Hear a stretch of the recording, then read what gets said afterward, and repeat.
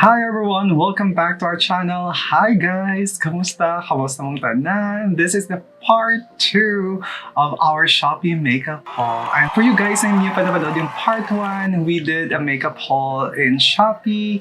And then namili tayo ng products from IMagic, Beauty Glazed, Focallure, Sacelady, and also Maange. So these are all eyeshadow products that we are going to review and rate. Each video we are going to feature one of those products, and then we are going to rate each product from 1 to 5 star with its aesthetic, swatches, color payoff, blendability, and also fallout. So kung hindi niyo pa napanood yung part 1 of this video, I'm going to link it out here, dito.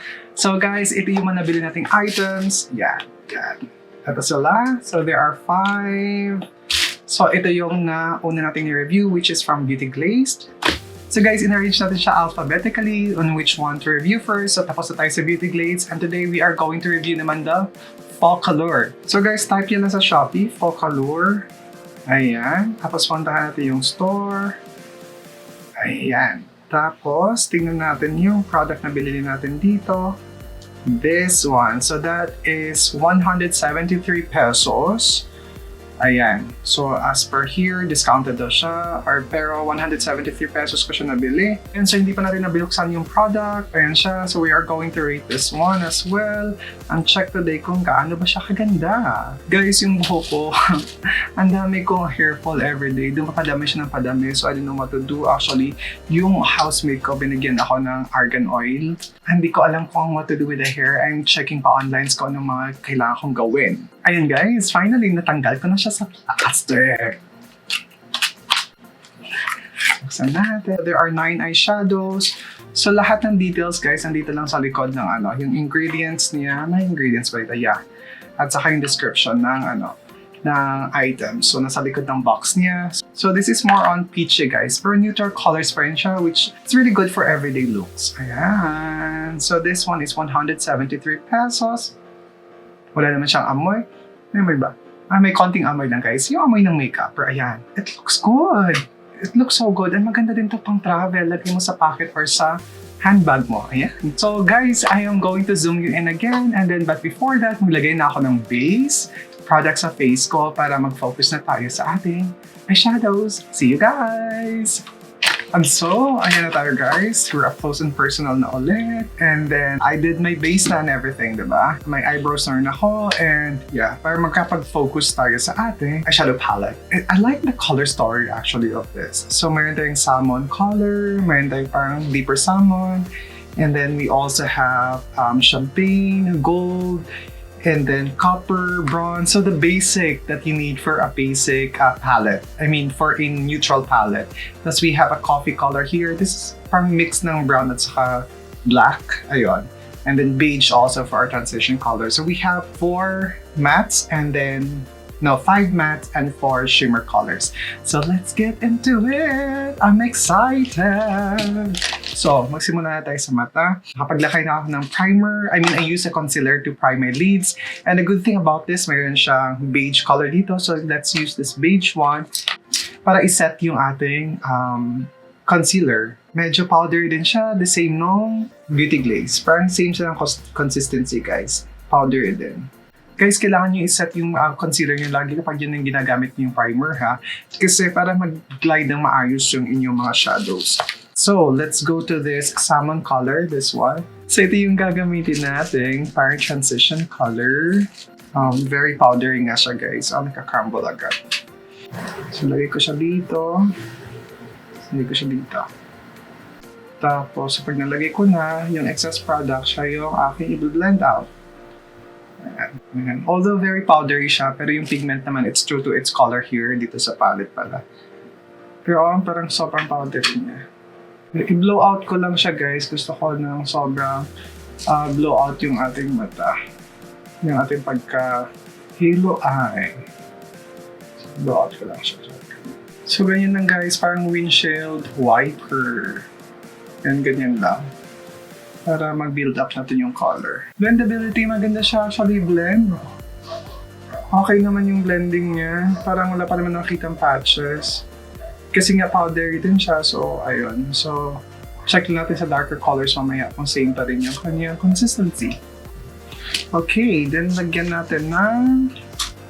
Gamit ako ng flat brush na medyo fluffy pa rin siya. Gamitin natin tong color na to. Itong parang brick red. Ito, this one. Ayan, ito medyo... Yeah, magkaiba sa... Ito, hindi siya nag-kickback. I don't know. Magkaiba ng consistency yung dalawa. Baka mas pressed yung mga darker colors than the lighter ones. Probably. So, lagyan natin siya dito. Hindi, mas nagkikickback yung mga lighter colors, guys. Ito. Ayan, maganda naman yung pigment dito. Mas maganda yung pigment dito kaysa dun sa Beauty Glazed. Kasi parang almost the same brick red yung ginamit natin. And then sa una yung red na yun. Pero parang mas maganda yung pigment dito. Mas to siya, mas vibrant. And wala siyang kickback. And same din sila, wala pang fallout, guys. By the way. Same sa ng Beauty Glaze, wala pa rin siyang fallout. Di ba maganda yung pagka-blowout? Not bad.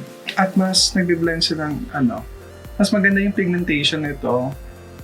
Tapos, also the blending. Ayun, not bad. Kita niyo ba? Ayan. Although, same sila consistency powder. But there are some here na hindi. Yung pangalawang shade na ginamit natin, hindi siya ganun ka-powder. Ayan, ang ganda. Guys, ang ganda. Yung color niya. Yung color payoff. Ayun, no? Ayan. I don't know with the camera ha, pero dito sa akin, sobrang vibrant niya. Ayan, let's go to this, itong coffee color. Pamalagyan natin depth. Ito, this one.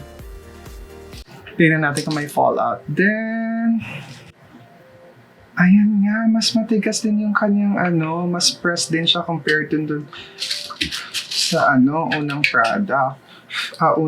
Itong salmon lang yung daming kickback, guys, ito. So, itong dalawa, hindi. So,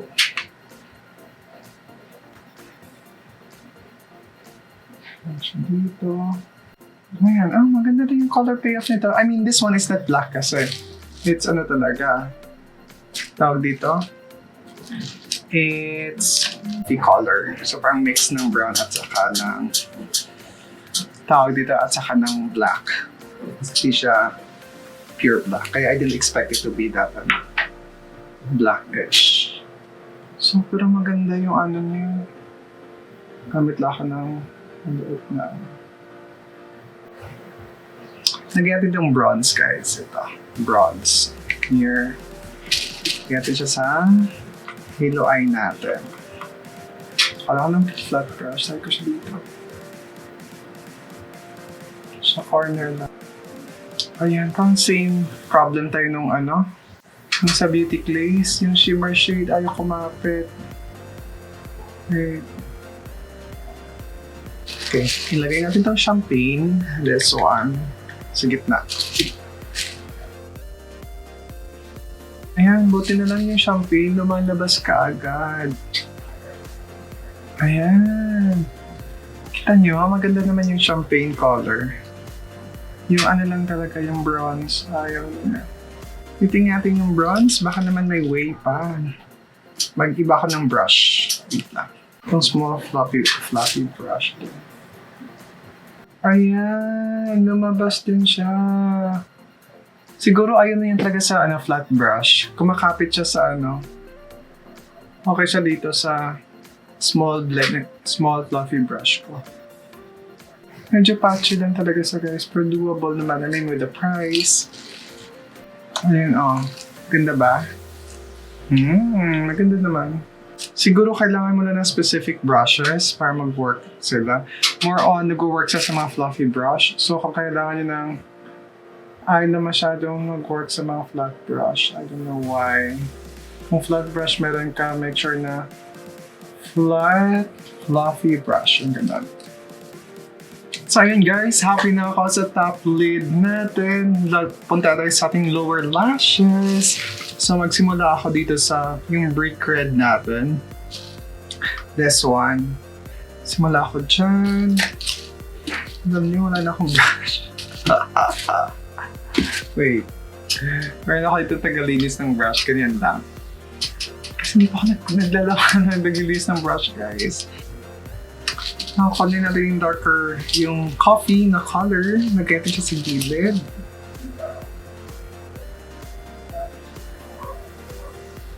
Gamit yung salmon na color. Smoke out ko lang siya, guys.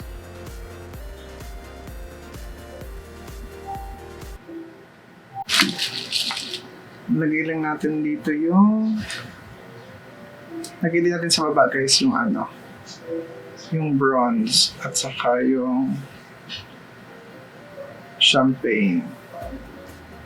So, ang technique ng ano na to, guys, kailangan yung basain yung... makuha yung color ng ano, kailangan nyo talagang basain yung brush nyo para makuha nyo yung mga shimmer colors nito. Para mag-translate talaga sila or kumapit sila. Kailangan nyo basain yung shimmer brush and then gumamit kayo ng fluffy brushes.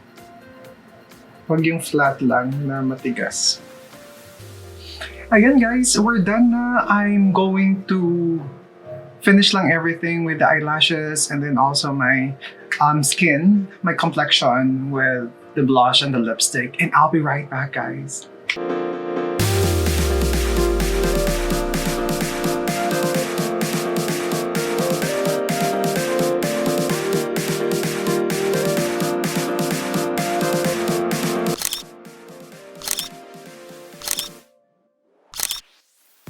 So there you have it, guys. Ito yung finished look natin for today. I hope you like it. Maganda naman siya. But anyways, moving forward, about the product, I did not expect it to be this good. I mean, for 173 pesos, you have 9 shades at yung matte product and at yung matte shades niya, guys, I did not expect it to be this good. Kasi diba, yung prior to this, yung Beauty Glaze, hindi siya masyado nagtatranslate ng maayos. But this one, maganda yung matte shades. Maganda yung matte shades. Maganda yung matte shades niya. So, except for the salmon color, this one, or I think the lighter colors yung medyo nagka-crumble. Very powdery kapag ginanon nyo, sobrang mabilis yung kickback. But then, other than that, itong dalawang shades na ito na ginamit ko, they really are pigmented at maayos yung wala masyadong kickback. Yun.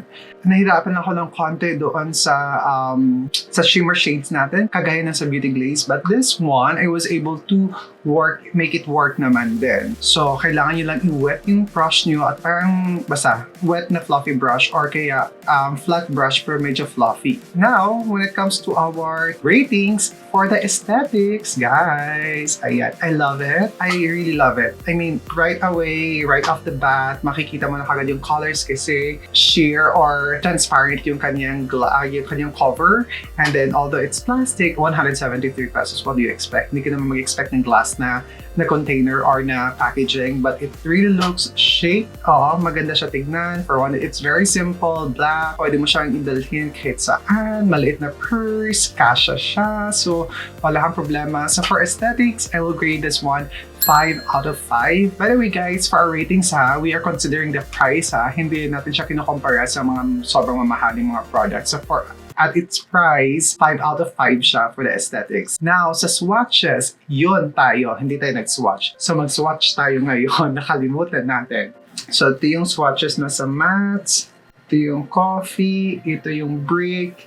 Ito yung salmon. Ito yung deeper salmon. Ayan, makikita mo naman yung mattes, diba? So, ito yung bronze. Ito yung copper. Ito yung champagne. At ito yung gold. And the last shade, beige na color. Ayan. Ayan yung ating, muntik na natin makalimutan yung swatches, guys. Ayan yung swatches. Now, for the swatches, I will rate this one 4. So, 4 out of 5 stars kasi maganda naman yung swatches niya talaga. And then, yeah, kita mo naman lahat except for this, except for this coffee color here. di ba yung sa Beauty Glaze, nagka-crumble siya kahit sa swatches? Kasi sobrang powdery. This one, hindi. So makikita mo mas less powdery siya than the Beauty Glaze.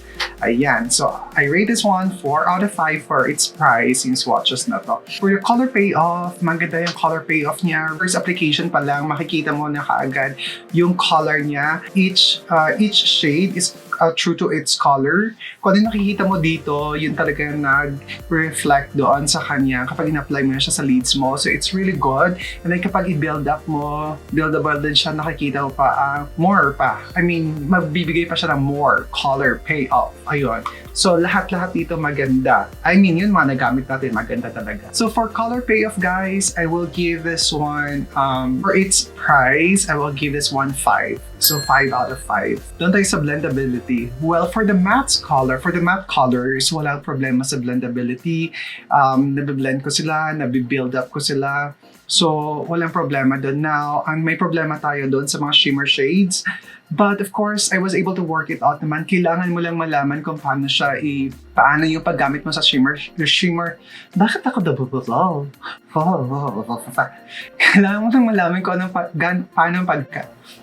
kailangan mo lang malaman kung paano gamitin yung mga shimmer shades nito. The technique that you need to do with this, kapag gumamit ka ng flat brush para i-apply yung shimmer shades, huwag yung gamitan ng medyo fluffy yung flat brush. Huwag yung sobrang tigas na flat brush. And then also kailangan siya i-wet yung brush nyo. Hindi siya maganda sa finger, nagka-crumble siya. But then nung ginawa ko yun, ayan mas maganda yung application. For blendability, I will give this one 3.5.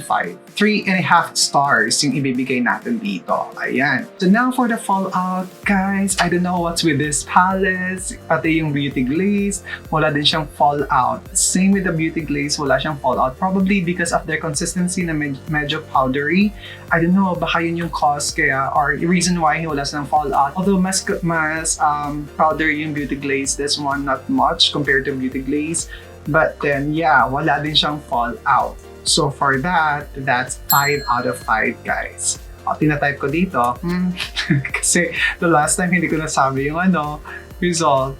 So all total nito is meron tayo 9, 14, 19. Out of 25 stars, kasi 5 yung categories natin, out of 25 stars, we got 22.5 stars for this. Or, ang ating final rating for this is 4.5. So 4.5 mas ahead siya sa Beauty Glaze, which was 4 stars. This one is 4.5 stars. So ayun. So that is my final thoughts and review about this product. I'm so happy for this. Actually, I'm really happy kasi it's so cute. And then, yeah. And maganda yung color choices, maganda yung application, guys. I really do recommend this kung ayaw nyo na mahal na palette and gusto nyo ng everyday palette.